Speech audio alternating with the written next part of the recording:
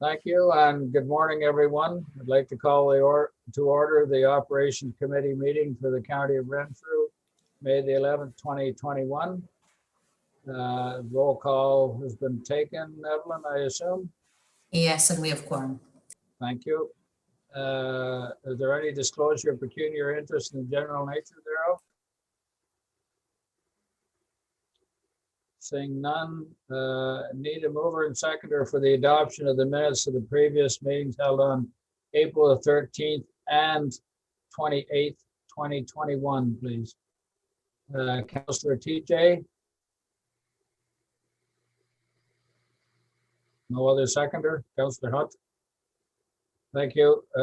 Any questions or concerns about the minutes of April 13th and April the 28th? Seeing none, all in favor as presented? Carried, thank you. There's no delegation, so we're off to the Public Works Department report. Mr. Perkins, please.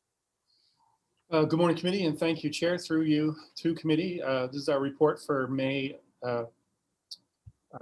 committee, sorry. So for information, our monthly project status reports as in line with our strategic goal number 3B. So attached to, as Appendix 1 is the monthly status report. Additional project specific information will be provided in the divisional reports, of course. Capital program variance report is also attached as Appendix 2. The financial plan report is attached as Appendix 3, and that's from the March 2021 Treasurer's report for Public Works and Engineering. Item 4 is a trailer mounted radar speed sign. So in keeping with our strategic goals, again, we purchased the Public Works and Engineering Department purchased a trailer mounted speed radar display sign from Stinson Equipment. The speed sign, we're hoping to deploy it around areas of the county that are of speeding concern. And this sign actually has the capabilities of storing data with regards to volume and speeds of travel for passing vehicles. So this is information that we will collect to monitor travelers' behavior and as well as engage the public and local policing authorities. So we're a bit excited about that. Obviously, as you know, the price of those are becoming quite attainable. They're not out of reach like they used to be. But so we're going to get one for now and use it in different areas. Number 5 is signage for the pullover for green flashing light. Again, as committee will recall, a request was received for information regarding the County Council's policy for signage implementation as it relates to volunteer firefighters for pullover for green flashing light. So under the county's current sign bylaw, 5601, community-oriented signs are permitted with county road allowance subject to approval of the Public Works and Engineering Department. So again, all we need is a resolution from your local councils, and we can make sure that it fits within the right of way of the county road, and again, it's with the lower tier to install and maintain. So potential soil contamination on County Road 51, Petawa Boulevard.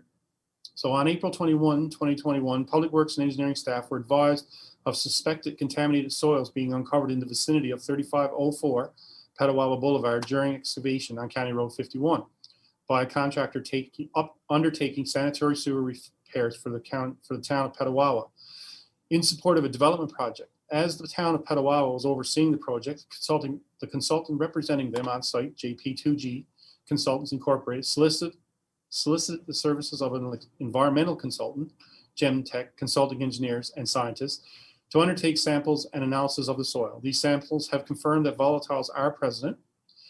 The contractor completed the connection, which was being undertaken in that location, has moved to other locations within the project area while investigations are underway. As the area is within the county right-of-way, upon notice of discovery of the suspected contaminated soils, county staff notified the Ministry of Environment, Conservation and Parks through the Ontario Spills Action Centre.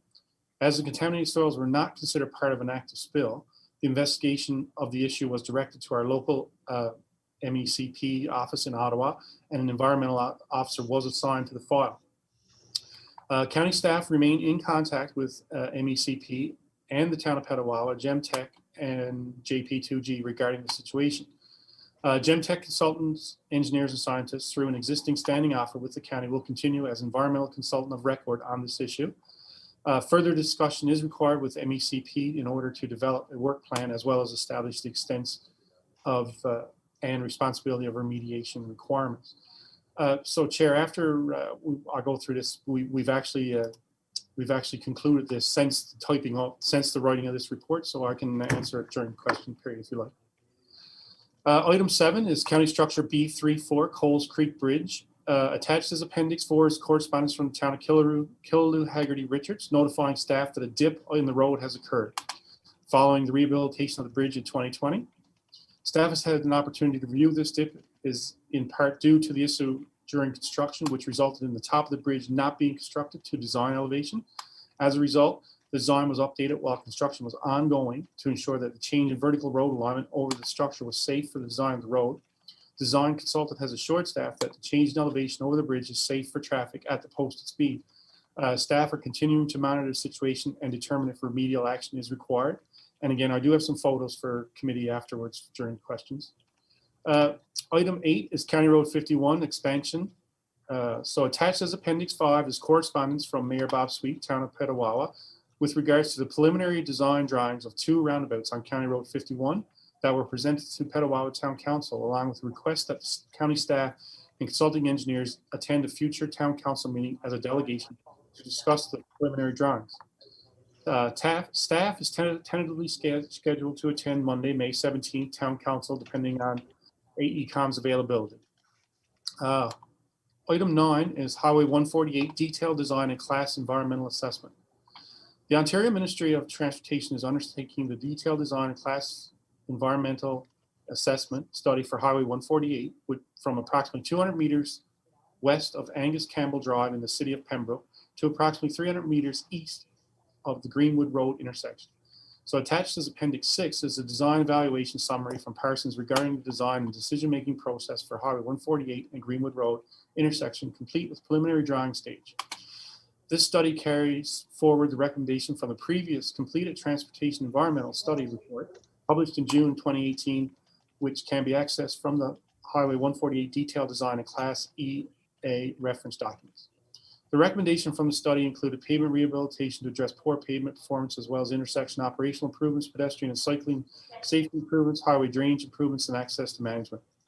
So below is the proposed improvements along Highway 48 between Driving Road and Greenwood Road, and between Highway 48 between Angus Drive. So they're going to widen and continue the 2 lanes, urbanize cross section, install traffic signals at Driving Road intersection, sidewalk installation from the city of Pembroke limits to Driving Road.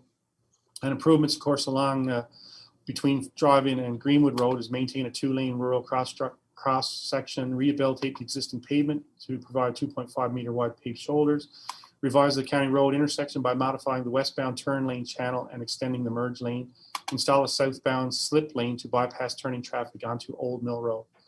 Attached to Appendix 7 is a resolution from the Township of Laurentian Valley requesting that the County of Renfrew enter into a tri-party cost-splitting agreement with the county, between the county, the township, and the ministry for the Highway 148 and Greenwood Road intersection and further erection of traffic control designs. At this time, there's limited information available with respect to costs and design details.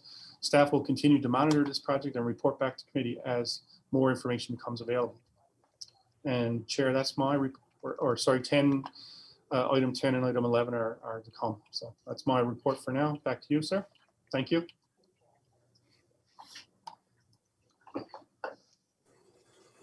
Thank you, Lee. We'll go back to the beginning.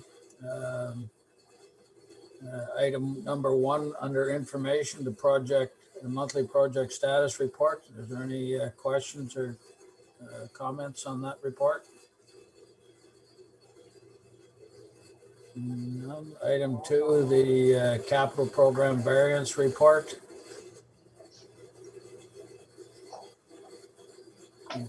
Nothing. Financial report. Item 3. Councillor Hunt, please. Thank you, Chair. Through you, and this question will be either for Paul or for Jeff, I presume.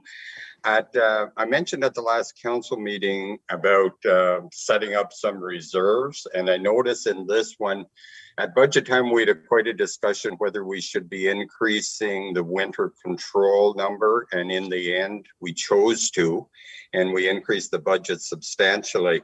By the look of the report, we had a pretty good winter in that we didn't spend a lot of the allocation. And I foresee that coming at the end of the year, we're going to have a surplus there. So I don't know when the right time to do this, but I'm going to pose that if there is money left over in winter control, that it be moved to the reserve, which we set up at the beginning of the year. And that way, when we're going into our budgeting next year, if we have a reserve, we don't have to be putting additional money into winter control, which in turn ends up in the capital fund instead of where we had budgeted it, and that's our policy, which is good. But I think we have to put a motion forward to do that. And so I'm asking us to consider that either now or that we would bring it back in the fall but a motion that if there is surplus that it's transferred there, I think would be a good one. And so that was part one. And part two is I'm going to ask Lee, is there any other accounts that we should, if we are in agreement with that, are there any other accounts that we should be considering doing a similar thing with? Thank you. Thank you. Mr. Morrow, please. So, thank you, Chair. Through you to Councillor Hunt. I'm assuming you're speaking with respect to the winter control reserve and as we prepare the 2022 budget, correct? Yeah, well, what it's as we finalize the year 2021, that if there's unused money in the winter control, I'm suggesting that should be moved to a reserve for winter control rather than to the capital fund. So if I may, Chair, I'm gonna turn to Mr. Foss and, Jeff, are we looking for a motion today, or would that be best left to, and I'm asking Jeff, Chair, just because of the budget cycle and when best would be to make that motion for that to occur. Thank you. Mr. Foss, please. Yeah, thank you, Chair, and through you to good morning, Operations Committee, and to Councillor Hunt. I think Councillor Hunt is suggesting essentially the same motion that we had at the end of last year, our 2020 year, which essentially was if there is a surplus from public works operations in 2020, that we would designate the first 250,000 of that surplus, if it's available, to begin to create a winter control reserve. And in fact, that is what happened in the 2020 fiscal year. We had a surplus sufficient enough, and we did set 250,000 aside in the 2020 year to create or to begin to reestablish a winter control reserve. I think 2018 is when we took all of that money out of the reserve because we had such a difficult 2018 year. So essentially, Councillor Hunt's motion could be exactly the same, or this council's resolution, that if there is a surplus from operations in the public works in 2021, that we would, just for lack of a number, we would designate $250,000, let's say, to go into that winter control reserve before it goes into working capital reserve, which is our policy. So you're essentially doing the same thing. You're tucking away a little bit more money only if there's a surplus sufficient to be able to finance it. So that would be very appropriate, and we would deal with that before we got into the 2022 budget cycle. Thank you. Any questions, comments? Mr. Morrow, please. So Chair, through you to Mr. Foss. Jeff, is now the time to make that motion, knowing that we're going to have the year-end statements coming? And thank you, and through you, Chair. Yes, we are going to bring forward, we're bringing our 2020 year-end statements forward, but we're now talking about a motion for the 2021 fiscal period. So we're essentially getting way ahead of it and saying, if there's a surplus, let's take the first 250,000 and tuck it into a winter control reserve. That would get us to 500,000 in the winter control reserve, which is sort of the target number that we had for many, many years for the operations committee for a winter control reserve. And unfortunately, as I said, we tapped it very hard in 2018 and used all of those reserve dollars to support our very expensive 2018 season. So very appropriate. We can do it now because it's a resolution that simply says if there's a surplus, you're not really you don't really have to wait to the end of the year. You can certainly designate that as being this committee's intention. Thank you. Thank you. Mr. Morrow and then Councillor TJ. Thank you, Chair. Just one question for Councillor Hunt and Mr. Foss. Are you suggesting that the surplus to a maximum of $250,000? Councillor Hunt, please. Thank you. Through you, Chair. I wasn't going to put that cap on it. I was going to suggest that Mr. Perkins look at that reserve and see what the recommendation would be. So I wasn't planning on capping it because perhaps that should be 750. It was 500 before, but I don't know what the recommendation was. So, and perhaps we could bring it back to the next council meeting once Lee, or next operations meeting, once Lee has an opportunity to think about that. Thank you. Councillor TJ, please. I was just going to second Councillor Hunt's motion, but if he's withdrawing it to another date, but I will second if Councillor Hunt wants to proceed. Councillor Hunt. I think I would prefer it to be brought to the next meeting unless Lee has a recommendation today. I had Councillor Lynch, and then I'll go to Mr. Perkins first, and then Councillor Lynch, and then Mr. Morrow. Mr. Perkins, please. Thank you, Chair, and through you to committee and to Councillor Hunt. Actually, what we've done, of course, is we do the 5-year rolling average, right? So last year, in preparing for 2021, we were $250,000 short by using our average of the. So that's why we asked for the 250,000. So again, forecasting the weather is always a trick. And as you know, we budget from January to December. So if we have a bad fall, who knows? But as Jeff alluded to, $500,000 would be, I would believe, ample, because if you look over the last 5-year average, the most that we've been over is 363,000, and that was in 2018, where we took what monies were in reserves at that time. Also, by using the wording that you're going to take surplus from public works, that would cover all of our accounts. So, for example, IT and administration, like that would not just surplus from winter ice and snow control. That would cover all the public works surplus. So actually, that wording would be quite efficient, I think. So, but yeah, I think as Jeff just alluded to, then definitely the 500K would be something to shoot for.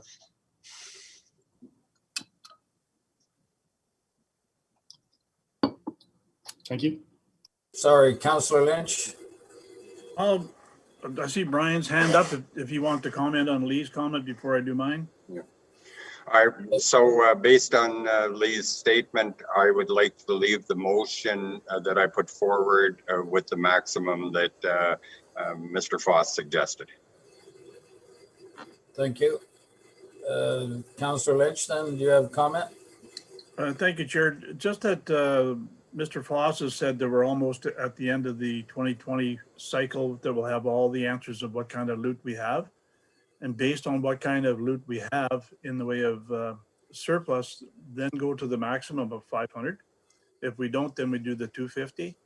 So I'd say wait till we get the result from Mr. Foss before we leap to it.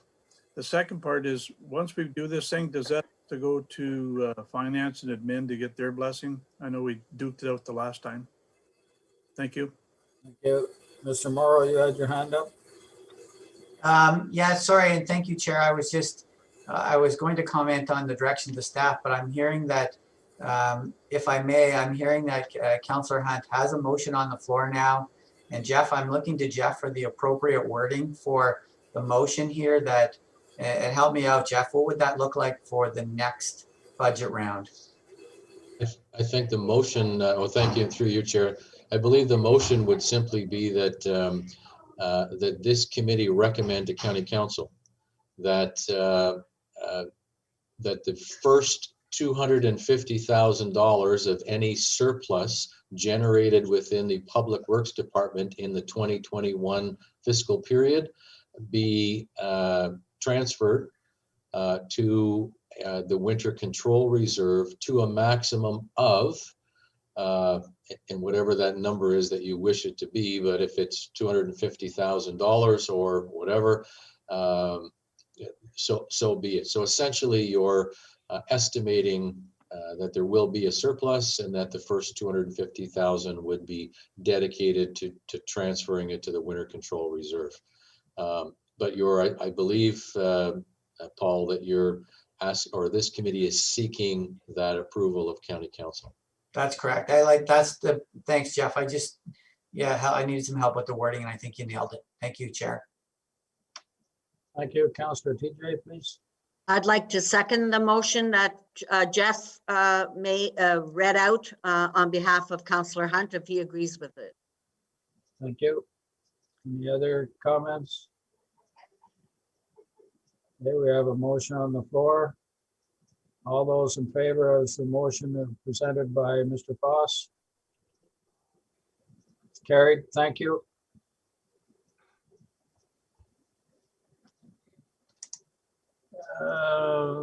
Item number 4, please. Any questions or comments? Councillor Lynch? Thank you, Chair. How many of the mobiles do we have? The last count we had was 4 that the municipalities can borrow or you'll set up for us. Is that correct? Mr. Perkins? Thank you, Chair, and through you to Councillor Lynch. Nope, that's the only one we have that is mobile. We do have stationary ones that we've installed along River Road, White Lake Road, and we are in the process of installing some more. We have 2 more to install around the county. So that's but this is the first trailer-mounted mobile one that that will deal with speeding on county roads. Supplementary, Councillor Lynch? Thank you, Chair.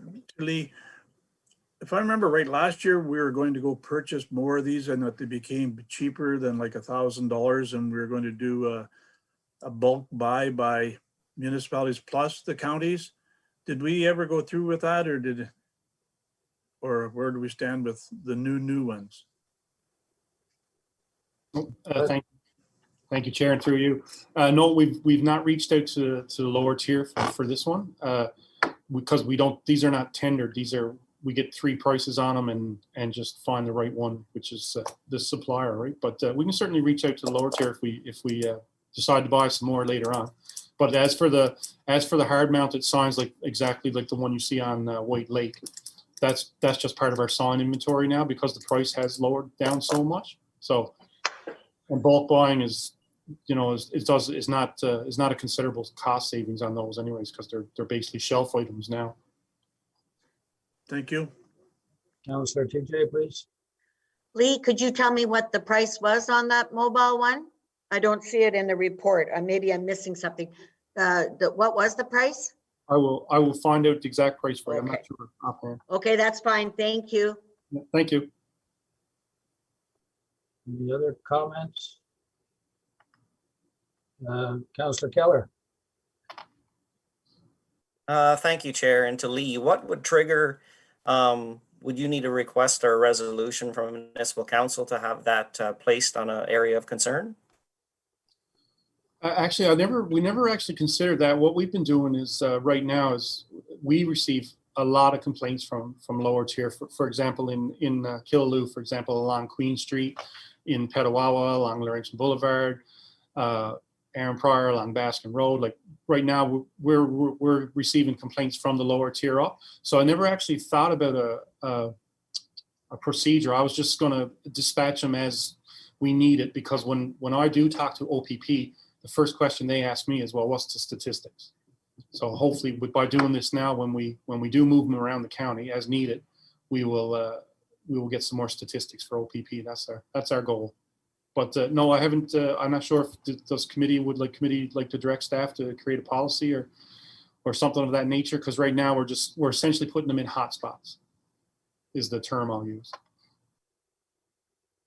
So if Councillor Keller would like to have that in a hotspot in his area, he just needs to pick up the phone or send an email to yourself or someone else, and that would be taken care of. Yeah, within reason again, because like say now we're starting to develop a list of people that need them. So, but we would we'll move them around the county. They're not going to be stationary, that's for sure, and we'll get our money's worth out of them, we hope.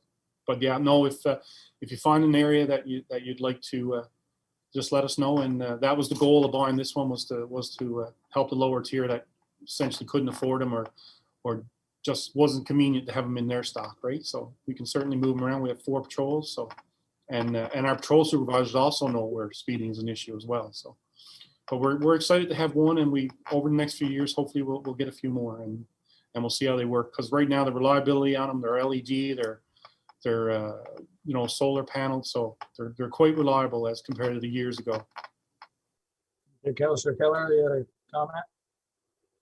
Yeah, and that just clarifies it for me as far as the request. And I guess the only thing I can think of, was the recent complaint of through the village of Rockingham. So I guess whenever it'd be just nice to have information that council can kind of back up to their ratepayers. So.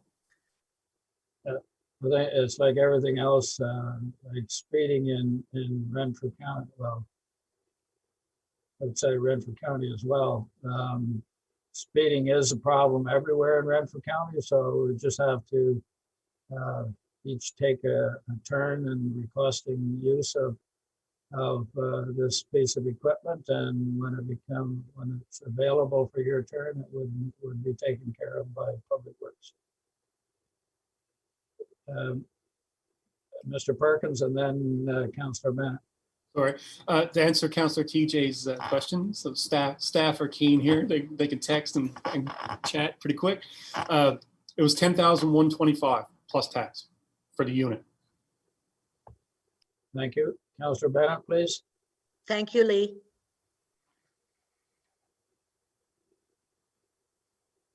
Sorry, Tom, I got knocked off here. There, I'm back on. To Lee, just a little bit of information about Horton has had speed signs up on Storyland Road for 5 weeks now. We have a pretty good indication that they are working quite well. My concern is once the signs come down, because they are Horton municipal signs that we have up there, it appears that the speed limit has dropped at least between 20 and 30 kilometers an hour along that stretch. So they do work. But the unfortunate part about it is once the signs come down, we figure it's going to be back up again. Would there be any chance of cost sharing with the municipalities on putting permanent signs up for the summer months, or using we only have an inventory of 1 black cat and 2 radar signs, so we need to move them to other parts of the municipality, and most of our concentration, of course, is on county roads anyway.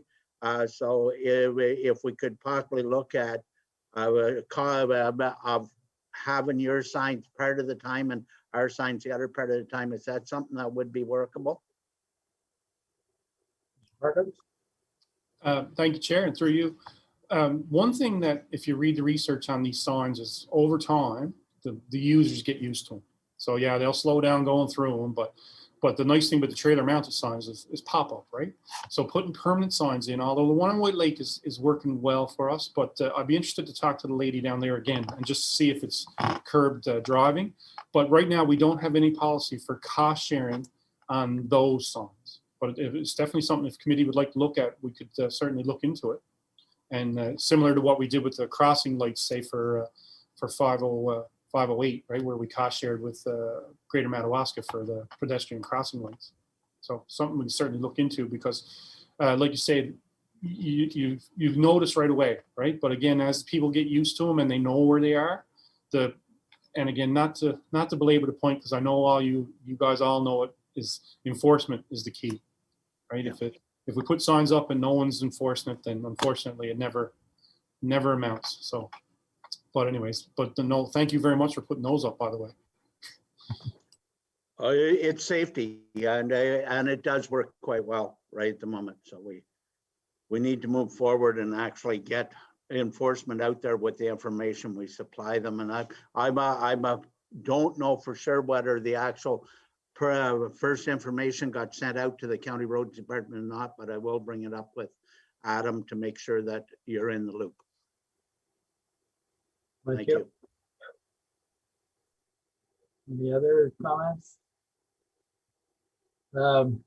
Just might be kind of a crazy question, but seeing how it's the OPP's job to take care of speeding through enforcement, and we've seen the reduction for a while anyways in what Councillor Bennett has done in his township. Wouldn't it be sort of the provinces, couldn't the province pay for some of these things because it's part of policing? And it's actually, in my opinion, the OPP's job to get the information, and then they say they can't be everywhere, so they should get their own pieces of equipment, put it out and get the information off it, and then send people to concentrate on that area for enforcement. Just a thought. My township, we just have a black cat that we move around late at night. We don't have an indicator for the speed because I'm still going to be moving ahead with photo radar, and being the Grinch that I am, I'm not giving anybody a heads up that they're going to get tickets. So, just a comment. Councillor Bennett, please.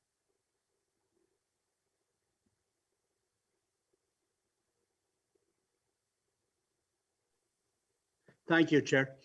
As you're well aware, McNabb and Horton years ago, and I'm talking 12 years ago, went together as the CPAC committee and bought a radar sign, made an agreement with the OPP in Renfrew. It was one of the first generations they have that, but we did work together as municipalities.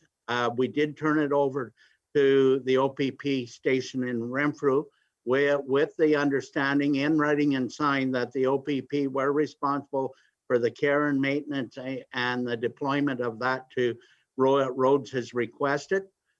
It worked fine for about 3 to 4 years. It did slow the traffic down on the roads, but our local detachment changed commanders, and the new commander didn't follow through with the care and maintenance of the sign, and it's still in storage in Renfrew. And I have attempted 3 or 4 times to try and get permission to bring it back out and have it refurbished. And I haven't been successful with that yet. And I haven't bothered the new commander in Renfrew because of COVID to try and get that resolved. But the CPAC committee of Greater Madawaska, Empire was not into it. Braeside, McNabb, Renfrew, and Whitewater are all partners in that sign. But Lee has said that if a new sign's $10,000, the cost of rehabilitation of that is probably about the same as a new one now. So But that was there, and we have went this route, and it worked quite effective back then until it wasn't getting deployed anymore out on the road. So they work quite well. Thank you. Yeah, exactly true, Dave. We tried to get the OPP to refurbish it as the agreement stated, and they basically flat out refused to refurbish it, saying it's not worth it, or we don't want it. But you may have another opportunity with the new detachment commander there. However, I suspect that the piece of equipment at this point is beyond repair. And that's why I think the OPP should buy a bunch more. Warden Robinson, please. Thank you very much, Chair. And my apologies for having to leave the meeting. I had to take a phone call. So I'm not sure whether or not this question was already asked and answered. The speed sign, can it be placed on the trails as well, in particular the Algonquin Trail? I go out on a limb and I don't see why not. Mr. Perkins, please. Yes, thank you, Chair, and through you to the warden. Yes, absolutely. Actually, Nathan, our tech, has been working with the Trails group, and we actually installed it in not far from Councillor Bennett's area on the Algonquin Trail down there. Now, these are the permanent signs that we temporarily put up, but we did use them along the trail. It was effective for a while, but after a while, it was people began speeding again. Because again, there's absolutely no enforcement along there, but they can certainly be deployed to the trail. So if I could just have supplementary, so the speed sign that we're talking about does keep data as well. So would it actually identify, say, a speeding snowmobile or a speeding ATV? And then my other question is how much these things cost. I know that was discussed, but I probably missed that too. Mr. Perkins, please. Thank you, Chair, again, and through you to the warden. The cost of this trailer-mounted one that we've just purchased is $10,125 plus HST. They do keep data, but they don't keep license plates or that nature. They just keep like how many vehicles went through that speed trap at that time and that sort of thing. But they don't actually. They're not a photo radar. Sorry. Thank you. Mr. Morrow, please. Thank you, Chair. And through you to Mr. Perkins, I'm just wondering, Lee, if we need to make a distinction. So we have permanent mounted speed signs that do not record the data, but are provide an indicator. The purposes of those signs are to make the drivers aware of their speed, and hopefully they will recognize and change their behaviors and slow down. We have the trailer mounted speed signs that the individuals see the speed they're traveling, slow down, and that data is collected, right? We have a third sign that we've purchased called the Black Cat, and we have that as well. That sign, and I'm asking, people do not see their speed from the sign. However, it collects the data on a segment of roadway, so we know average speeds, and those are the ones where we're not trying to influence driver habits, but we are collecting data to give to the OPP to say, listen, we have a problem here, and we've put this sign, and it's hidden and discreet. People aren't aware of it. So we can substantiate with the OPP. They need to do additional enforcement in these areas. So we have different signs that allow us and that serve different purposes that allow us to make our case or achieve different outcomes. Is that correctly? Yes, thank you, Chair, or thank you, Paul, and through you, Chair. Actually, believe it or not, the permanent signs actually do the same information, but again, it's visible to the driver. The trailer mount is visible to the driver. The Black Cats are hidden. And again, that is the information that we share with OPP is you know what the percentile speeding is. Although all of them have the ability to keep track of the data of the amount of vehicles going through, the speed limit, and all that. So, and yeah, sorry, that's yeah. Thank you. Warden Robinson, please. Thank you, Chair. I don't want to make an assumption here, but the data also includes like the date and time of day that the speeding happens? Okay. Councillor Lynch, please. Thank you, Chair. To the warden's comment about putting the mobile on the Algonquin Trail, I'm assuming this is the one on the trailer with two wheels. The trail at the present time, excuse me, it's a tough time when you have two vehicles coming towards each other. We have to almost stop to make sure we don't hit each other. If we put this thing on, it'll definitely be a deterrent to slow them down. But I don't think you'll get the needed information.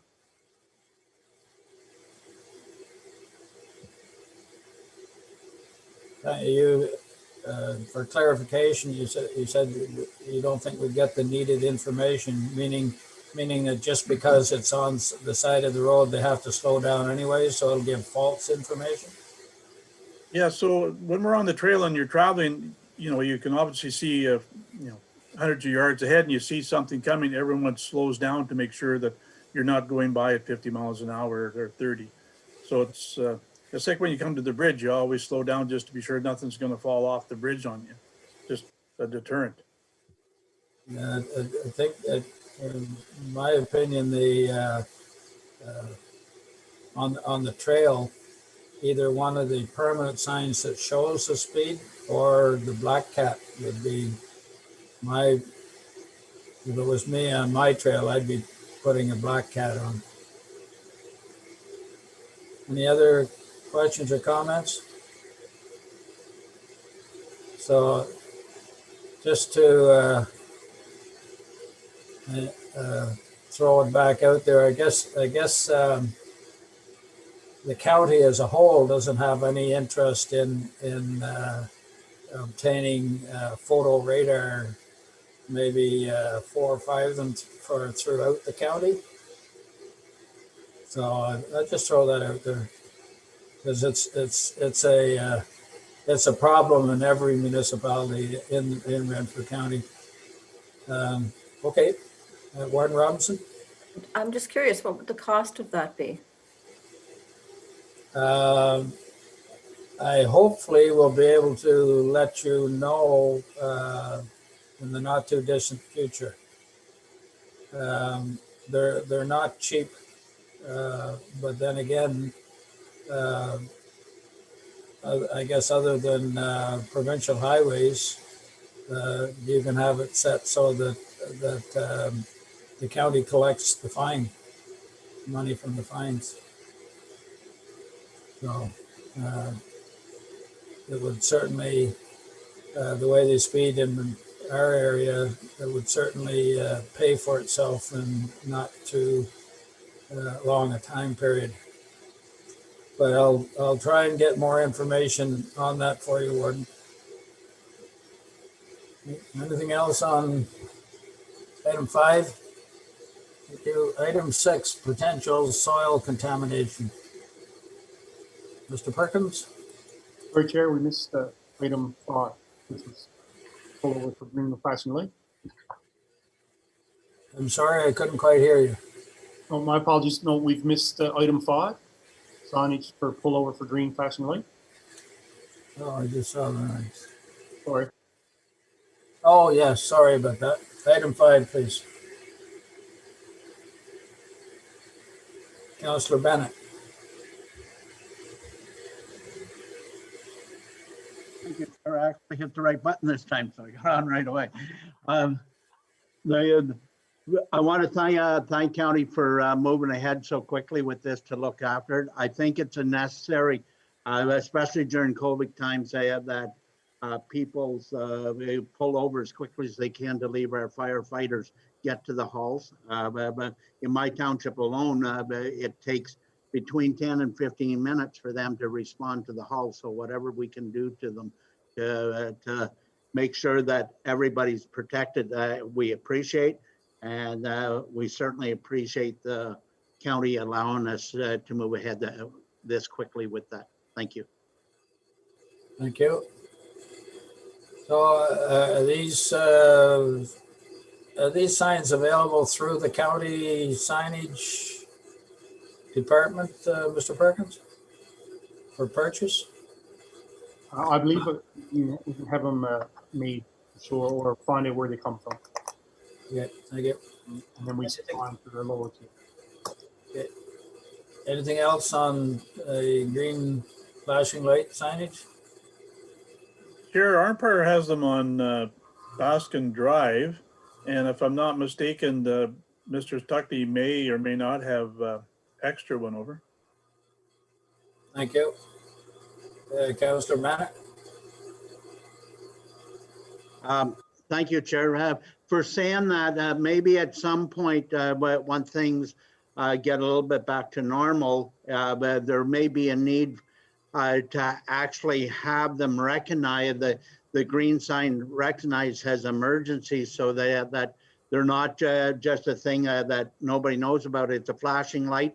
It's green means that you get over until the vehicle gets by. So because it's just as necessary as the red flashing lights for other municipalities, because without manpower, they can't do anything with the fire trucks. So it may take some kind of organized drive in order to have the Ontario government recognize it as emergency flashing light. Thank you. Mr. Perkins, please. If I may, Chair, thank you, through you again. I could actually talk to Mr. Barber, our communications gentleman here with the county. And I mean, I know that they're really busy with the COVID stuff and stuff, but it might be beneficial to slip in some of that on occasion too, just to break up the COVID stuff. but definitely education of the public is something that, because obviously I've never seen it till I moved to Ontario. So kudos to the volunteer firefighters, of course, for doing what they do, and anything that we can do to make it safer for them guys and ladies to get to where they're going. But I'll speak with Mr. Barber. Our station that is close to 17 Highway, even with the fire truck fully visible and all the lights going, can't get people on 17 to stop to get across the highway. They just won't stop. So again, police enforcement. Nothing else on the lights, flashing green lights? Item 6, contaminated soil, Mr. Perkins. Warden Robinson, you had your hand up. Yes, thank you, Chair. I'm just wondering, are there any concerns for, the health of the residents or the businesses in that area, Lee? Mr. Perkins? Thank you, Chair, and through you to the warden. No, this is contaminated soil that's actually quite deep in the ground. We haven't ascertained exactly where it's come from. The adjacent property on 3504 have been made aware. But since the time of this writing, last Friday, we've actually concluded this with the town of Petawa. So what the plan is going forward is we now know that there's potential contaminated soil there. The Gemtech results were they're not as volatile and they're not as dangerous as anticipated. So there's no full restoration or cleanup required. There's just some protocols that are going to be put in place if the town of Petawa decides to dig there again. Like the material that's in that trench will have to be disposed of. Crews will have to take precautions, obviously, because of potential volatiles. But again, since the writing of this, we've actually concluded this, and we've gone through our lawyer to propose an agreement. And we're not close to any drinking water wells or anything of that nature. But right now, the town of Petawa is made aware of it. So if they do any more work in that area, that it'll be with the town of Petawa. So we were very fortunate that it wasn't as bad as first anticipated. And once everything was looked after by the consultant engineers in the town of Petawa, town of Petawa can obviously move forward with their project and get it completed before we do our shave and pave. And everything actually worked out to the good. Thank you. Any other questions or comments? Mr. Perkins covered that very well. Thank you. We're on to County Road structure B234 Coles Creek Bridge. Mr. Perkins, please. Yes, thank you, Chair. And I will share my screen. I do have some photos. I'm not sure if Ev has given me the ability to share screen yet. What's occurred here is last year, when the process of replacing Cold Creek Bridge, which is basically the main Queen Street going into Killaloe, Haggerty, Richards, going into the village of Killaloe, once they were fairly substantially along in the rehabilitation of the culvert bridge slash, we found out that we gave them the wrong elevation. So we met with the consultant engineers at the time, and it was at that time we figured, to be fiduciary responsible, we'll work with the consultant engineer to create a safe, and it is a dip. I'm not going to call it anything else. There's a dip there. It's 300 millimeters lower than it should have been but again, it was on us that we didn't have the right grade, and we were fairly well through the project by the time it was realized. So we had yeah, it was referenced the wrong elevation, but anyways, irrelevant. We knew about it. I knew about it last year, and we worked with our consultants to basically taper the dip. So anyways, I'll share this with you. So this is what it looks like in it. And again, because it's new pavement and it's new concrete and everything else, it's not aesthetically pleasing. There's no safety issues. It's actually, I don't know if it slows people down or not. The bridge itself, there's no defects. It's not sinking. Structurally, it's fine. Engineerily, it's fine. It's aesthetically, it's very unpleasing to the eye for sure. And you can see this is from the other angle. And of course, being new pavement and new concrete, it brings your eye to it for sure. Anyways, it can be fixed for an amount of money, of course. But again, right now, as it sits, the town of Killaloe asked us, and I wrote back to him saying that there's no safety issue here. The bridge is not sinking. It's just aesthetically unpleasing to the eye, no doubt about it. So with that said, I can leave you guys to discuss if you want, and I can answer any questions. Mr. Morrow, please. Thank you, Chair, through you to committee. What I've asked Lee to do is, so obviously it's an aesthetic issue. It does meet all the technical guidelines. It will cost approximately $50-some thousand to repair. I've asked Lee to look at his budget this year. And if we can, if there's a surplus, we'll bring that back to committee and we'll have the work repaired. And, we own the problem. We're going to fix it. We just want to see where we are with the budget and our other capital project that's underway. So, it's unfortunate that occurred. In terms of the geotechnical work that was done and the engineering work that was done, it does meet all the specs. Again, it's not a safety issue. It's an aesthetic issue. But again, the Public Works Department, depending on where we are with budgets, we'll either fix it this year or next year. I'm anticipating it will occur this year. But we're looking at that, and we're looking at bringing that back to committee so that work gets done. Thank you, Chair. Thank you. Any questions or comments? Warden?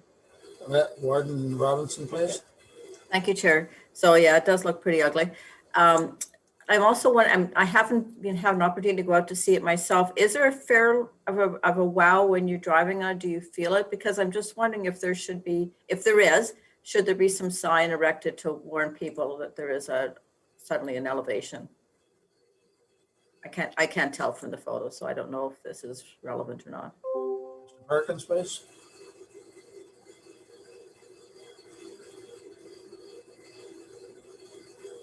Thank you, Chair, through you to the warden. Actually, no, it's not noticeable at all at the speeds that it's set for, because we did work with the contractor and the engineer last year to actually taper that in. We knew we were low, and our consultant engineers gave us the design for that speed. So yeah, it's not. Maybe Councillor TJ might be able to speak to it a little better. Myself personally, it's aesthetically unpleasing. It's not the drive over it. It's not noticeable. Not to me, anyways. But I do know it's there. But I'll ask Councillor TJ because it's her area. Councillor TJ. Thank you. I appreciate that they're going to review it and look. I guess I drive faster than you, Lee, but it is noticeable. And we get a lot of, I guess, looking at it, it looks bad, but it doesn't do the county justice, I'll tell you. Everybody thinks you guys, you know, and we're getting the complaints. And so anyways, I appreciate what Paul said, that you're going to review it. That's all we can ask. The mistake was made. But the way I drive, I can feel it. Anyways, thank you. So the solution there is to put one of those speed signs indicators. Or if I may, Chair, just at a jest, of course, but we could put a reverse speed bump sign there. Reverse speed bump, upside down. Yeah. Yeah. But my apologies to committee and to the town of Killaloe for sure. I knew about it. I own it, and so you know, I don't sleep well because I don't like wasting money at home. So I certainly don't like wasting that work. But when we got to the end of the project, it seemed like a tangible solution at that time. And of course, everything on paper looks great until you actually see it in the field. So I know I do apologize to all. Okay, so I guess the result is that the county will look for savings in some of the projects this year and fix it. If it doesn't occur this year, definitely next year, and fix it properly. So I guess everybody makes a mistake once in a while, and I don't think it's life-threatening. So I asked Councillor TJ to go back to her council and tell her the county apologizes and we're going to fix it. Just be patient with us. We'll get it done correctly. Okay? Anything else on Coles Creek Bridge? County Road 51, Petawa Boulevard expansion. Mr. Perkins, please.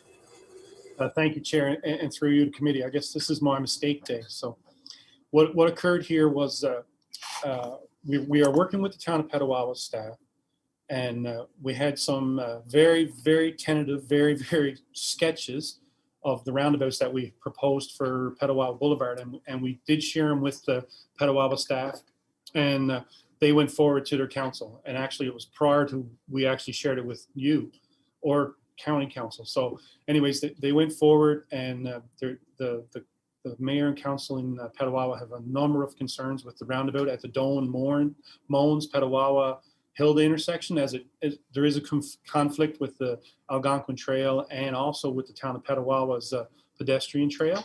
So they've been kind enough to invite us up next Monday.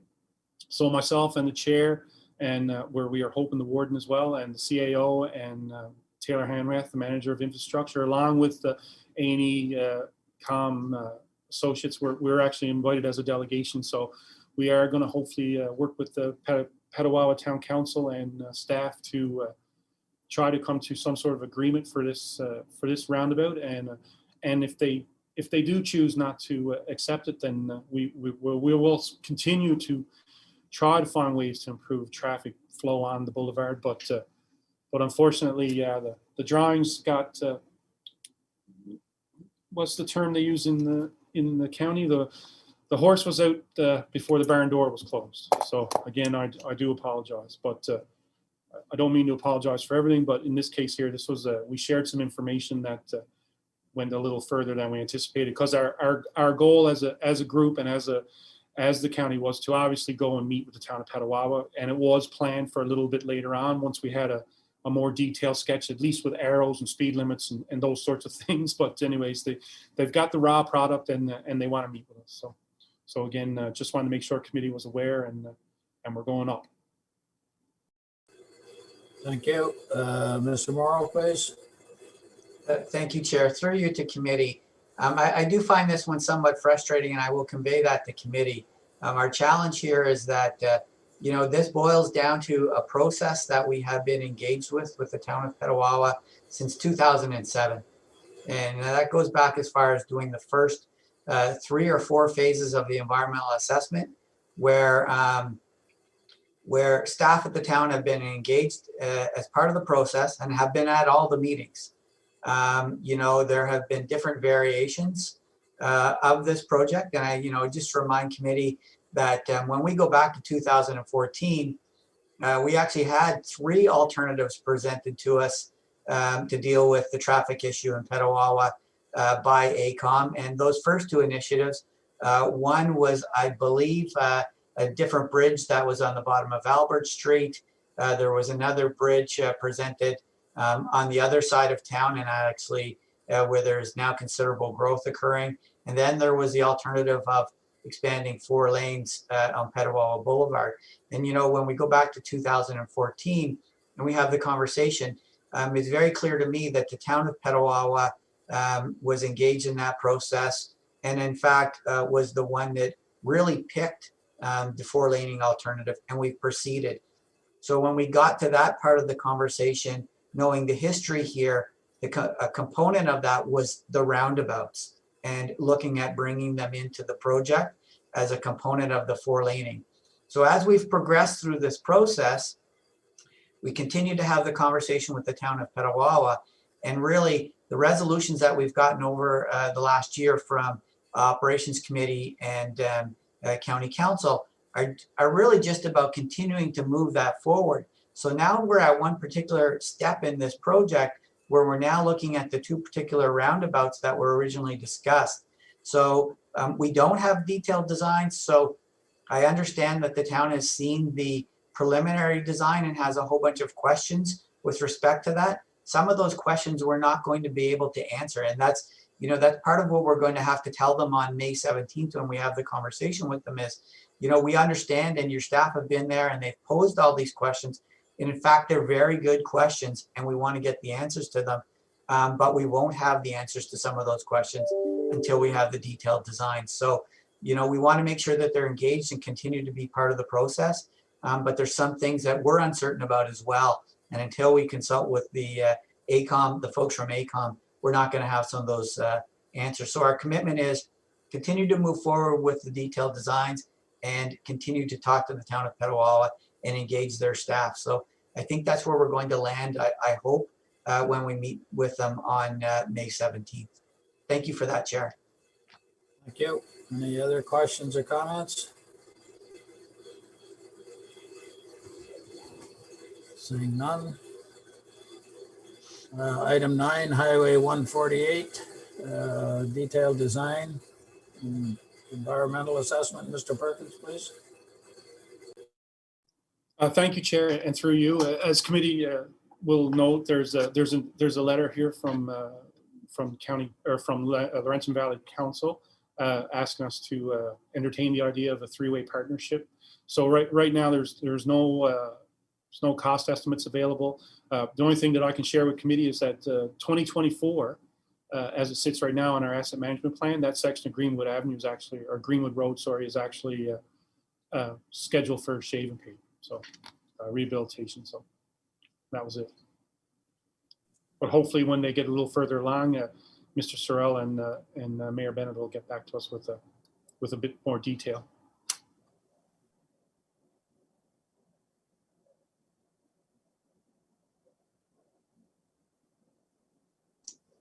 Chair, I believe the warden has her hand up, Sorry, sir. sorry, I'm running 2. I got 2 computers going here, and I got a mouse for each one, and I'm clicking the wrong mouse to unmute.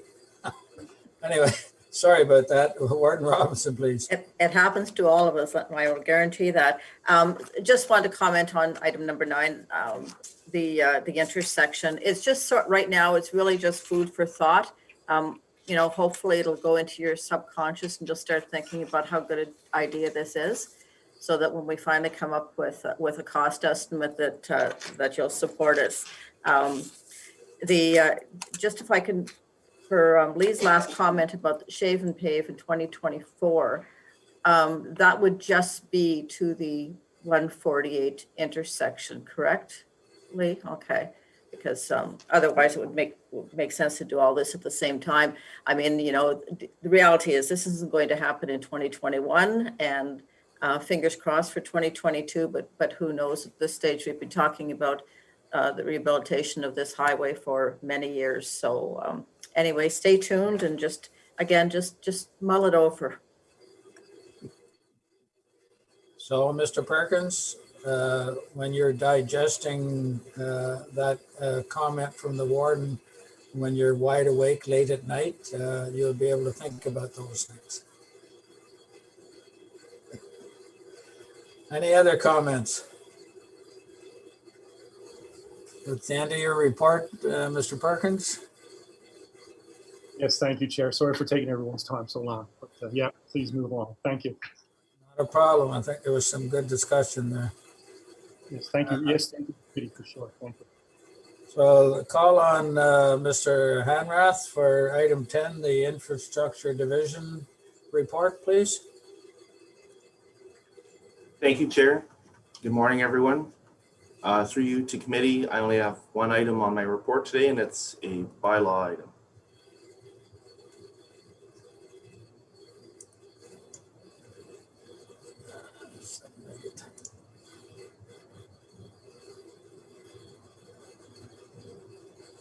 Sorry.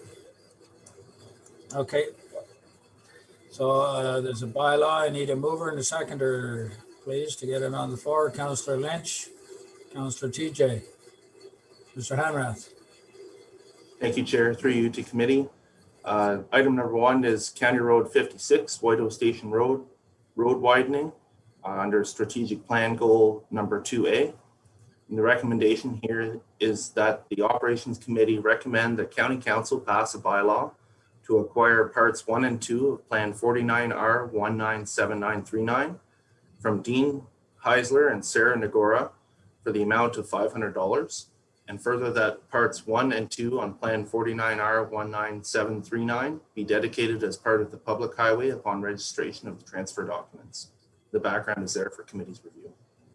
Thank you. Questions or comments? Seeing none, all in favor of the bylaw? Carried. Thank you. Thank you, Chair. That concludes my report. Thank you. We're on to Mr. Baldock and for your report, please. The Operations Division. Thank you. Thank you, Chair Peckett, and good morning. Present the Operations Division report for May 11th, 2021. Item number 1 under information is the spring load restrictions. They were removed on May 3rd at 12:01 a.m. And we did notify all the lower tier municipalities, Ministry of Transportation, and various other governmental and non-governmental stakeholders. And this year's program went very smooth. Item number 2 is summer operations. And item A is street sweeping in the urban areas. To let you know, we started May 3rd, and the contractor, Houston Fencing and Guardrail, has been doing a great job. It's been going very smooth, and looks like in the report we were going to be done by the end of the month, but it looks like we might actually be done today or tomorrow. Just for interest, that we have 7 sweepers in the Petawa area, and that's the last area to be cleaned. So it's going very smoothly. Item B is the street sweeping intersections, and staff do that with our own equipment. That's going well, and there's only a few areas left. We should again be done shortly. Item C is manhole and catch basin cleaning. The contractor Norris Construction Management Incorporated from CARP. They're anticipated to start May 17th. And that's pending, of course, weather, but I've been in contact with them, and we are setting that up for that date. Item number 3, quotations and tenders. Attached is Appendix OP1, and you'll see that it's a list of quotations and tenders that have closed since the last Operations Committee meeting. And there's 8 quotations and tenders that were carried out. And they're all in accordance with policy GA01 awarded by either the CAO or the Director of Public Works. And if anybody has any questions, I'd be pleased to answer. Thank you very much.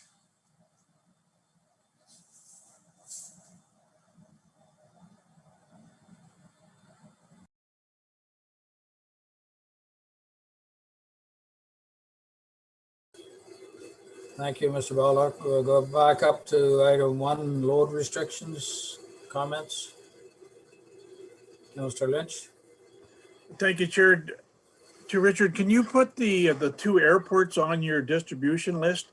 We use your load restrictions for the type of aircraft that can land on the runways. You very much appreciate it. Thank you. Yes, through you, Chair Peckett, to Councillor Lynch. We'll certainly add them to the list. Thank you very much. Thank you. Anything else on item 1? Item 2A, street sweeping. I will pass on a comment, Mr. Baldock, from one of my residents, saying that the street sweepers did an excellent job this year, and were thanking me, but it was actually the county very much for doing such a great job. So just pass that on to yourself for information. Item 2B, street sweeping intersections. Any comments? 2C, manhole and catch basin cleaning. Quotations and tenders. The warden has a question for, That's fine. I'm sorry. It's the tender one. It's fine. Okay, Warden Robinson. Okay, thank you. I just find these tenders always so interesting. So I'm looking at the one that says manhole and catch basin cleaning, and the difference in price from the lowest to the highest is like almost like $40,000. And even like the second one is like $20,000. How is that possible? Like, how are they bidding on the same thing and there's such a difference in pricing? Mr. Perkins, please. Oh, I'm sorry, Mr. Baldock, please. Yes, through you, Chair Peckett, to Madam Warden. I've had conversations with these contractors about the wide range in bidding, and some of the contractors their requirements, the way they approach these are way above what's required or what's necessary. So that accounts for the really wide range in pricing, and it's just the way they go about doing it. Thank you. Any other comments? Councillor Hunt. Thank you. Having spent 30 years in road construction, I'll just comment that the other thing that happens if these smaller contracts come out, and if a company is not really interested in it, they'll throw in a very high bid that if they get it, they make lots of money on it. That's pretty common throughout the industry. That was kind of what I suspected, but I wasn't sure. Any other comments? Quotes and tenders, item 3.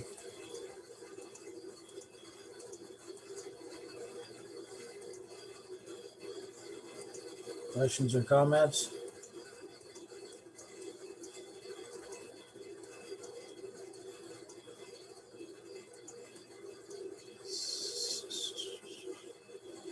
Seeing none, that concludes your report, Mr. Baldock? Yes, thank you very much, Chair Peckett. Thank you. So I'll need a mover and seconder for the report as a whole. Councillor Lynch, Councillor Hunt. Questions, comments, all in favor? Carried. Thank you. Is there any new business? Councillor Hunt, please. Thank you. Through you, Chair, to I guess to Paul. At one of our council meetings, and we were talking about County Road 51, And I learned at that meeting that our asset management plan is, if I understand it correctly, it's made up of the assets that we have on hand today, but not our other potential ones. And I'm wondering if we should look by department, but starting with the operations department, which would be the biggest one, of other potential spendings that we have, such as County Road 51, that would not be part of our linear assets, so that we have a feeling for what potential money requirements would be needed over the next bunch of years. Because when we're making, and I think I stated at the time, when we're making decisions on the tax rate and all that, if that's asset management plan is not fully representative of our potential spendings over the years, we should at least be considering it. And it could be an addendum maybe to the asset management plan.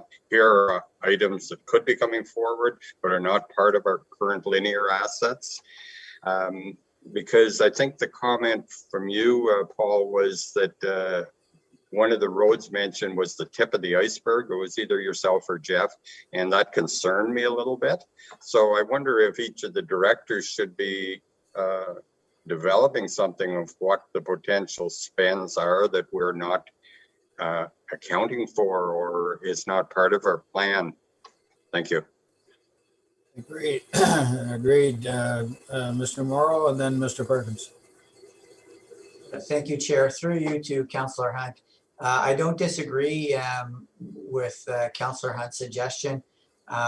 In my mind, it's a bigger project, and we do need to consider bringing this back to council in the future. You know, part of what Mr. Perkins and I have talked about as it relates to the operations component is a larger master transportation plan for the county of Renfrew. That would also, though, require us to engage the local municipalities as part of that process. So that would possibly be going out to an RFP on a master transportation plan to look at growth areas in our communities and where we may be facing large infrastructure spends down the road. So something that is most certainly on our radar screen, but something that we need to get a bit of a terms of reference built and bring back to committee as to how we would undertake a larger project. And that would be specific to the operations piece. And I think you're right in starting with operations, because I think that will be the largest capital component that will be driven by growth within our community. Again, we have an okay handle on the pressures coming at us just based on conversations we've been having, whether it's Arnprior, whether it's you know, Greater Matawa, the Renfrew area and some growth that's occurring there, or Petawa for that matter, and some of the issues. But a master transportation plan would help us to have conversations with all the local municipalities, so we could start to inventory and provide some projections as to what they would be. I know the commitment right now is for Lee to bring back a policy on how we're dealing with growth in the month of June. So that would be, in my mind, an interim approach to managing some of this, but it's not the final solution. So I'll leave it to Mr. Perkins and Mr. Foss to jump in on that approach, but that's my understanding as to where we need to go. And again, I don't want to underemphasize how big of an initiative this would be for the county. It would be quite substantial. Thank you. Thank you. Mr. Perkins, please. Thank you, Chair, and through you to committee and Councillor Hunt. Yes, that's what I was going to mention was we've been tasked to provide draft policies for June committee. So actually, we're working on that in the background.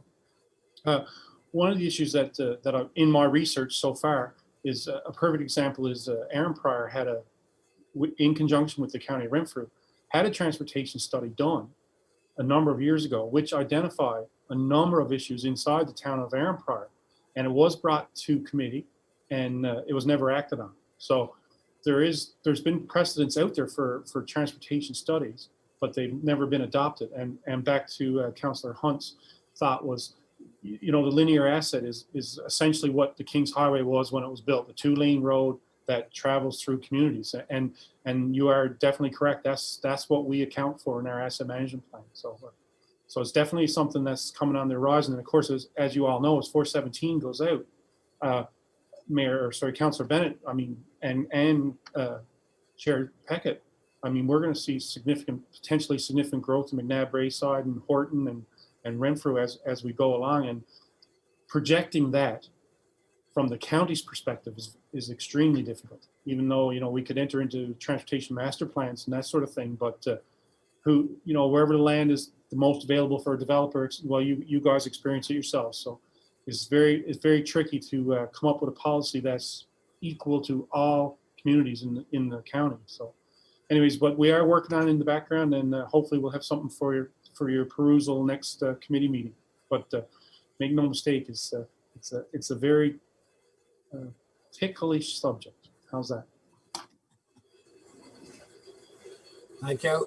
Mr. Foss, please.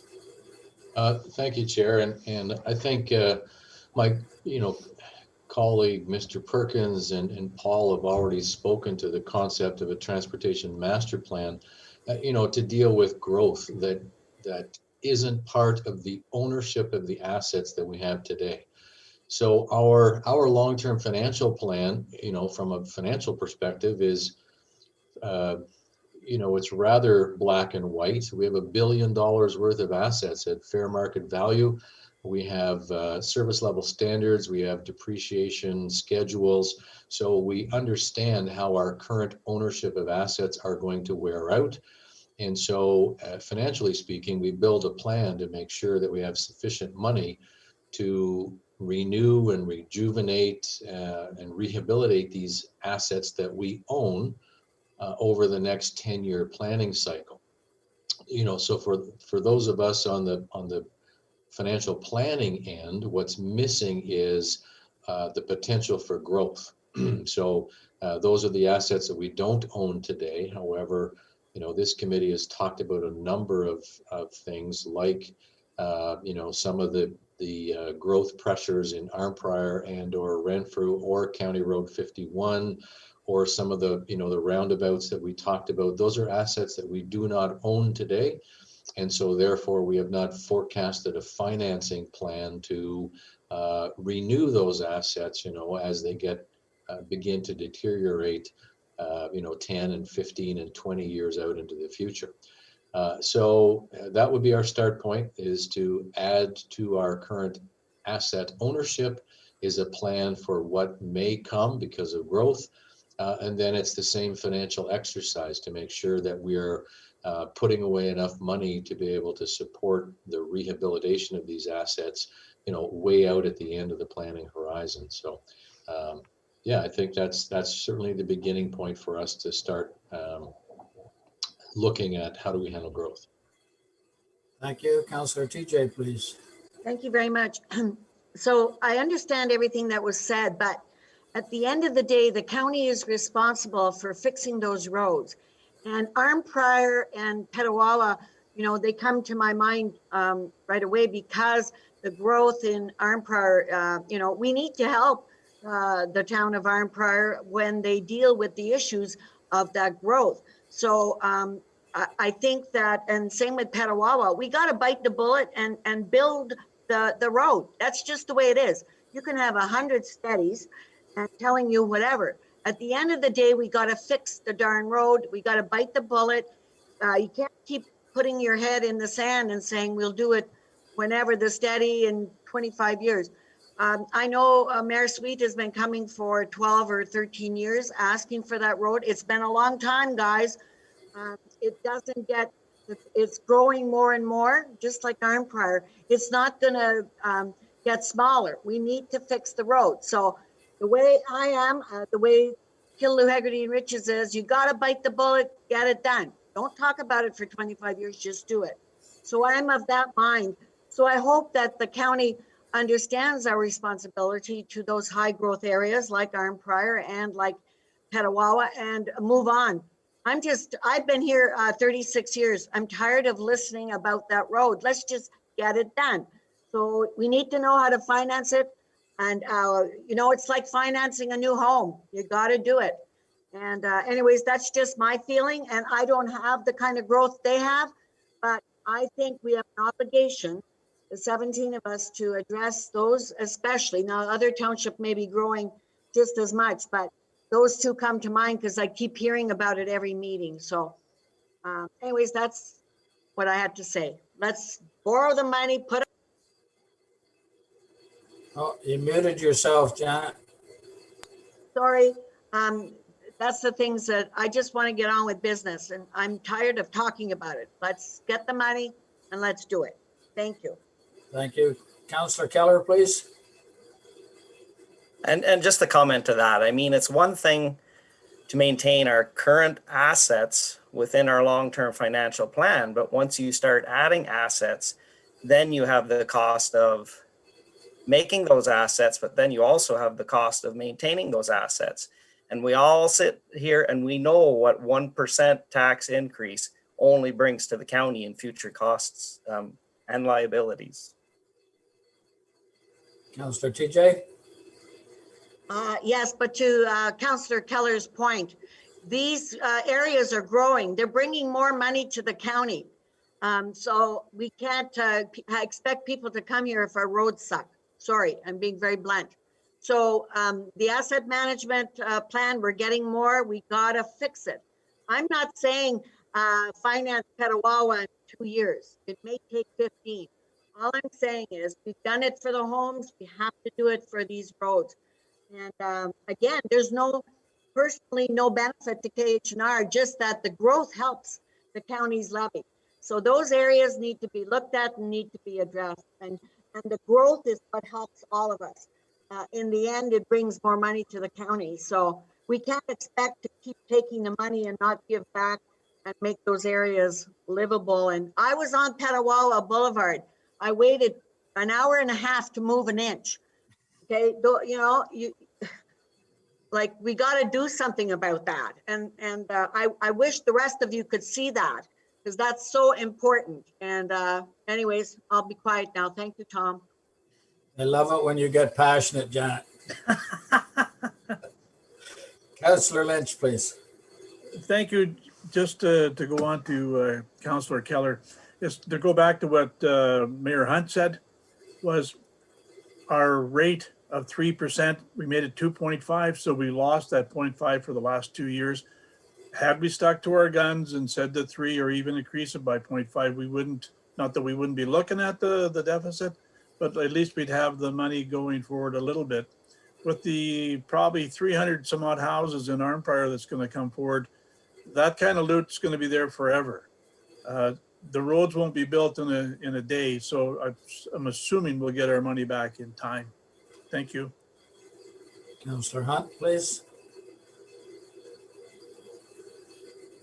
Thank you.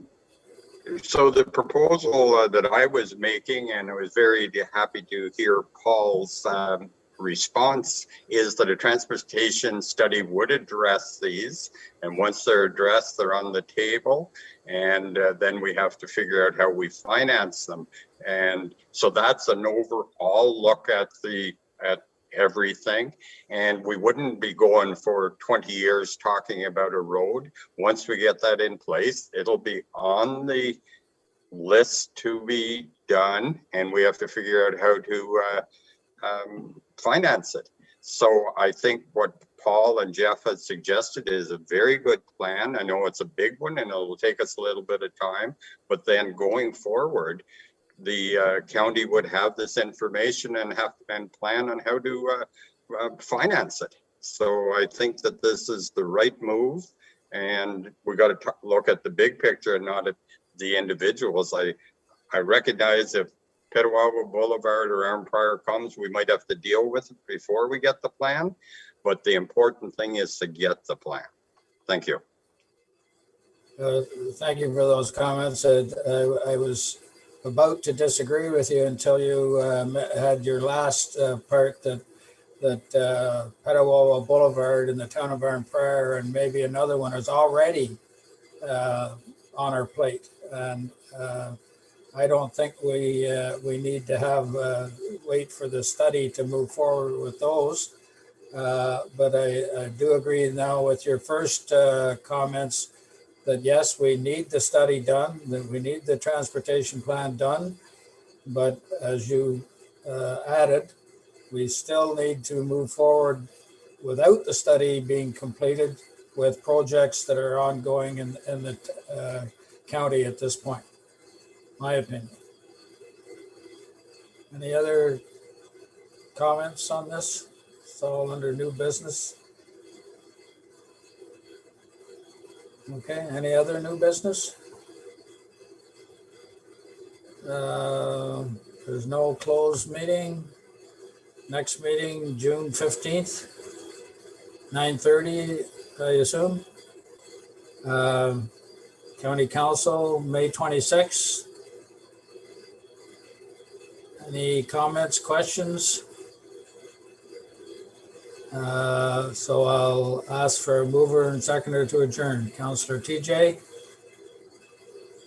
Nobody wants to go home. Councillor Hunt? All in favor? Carried. We're finished.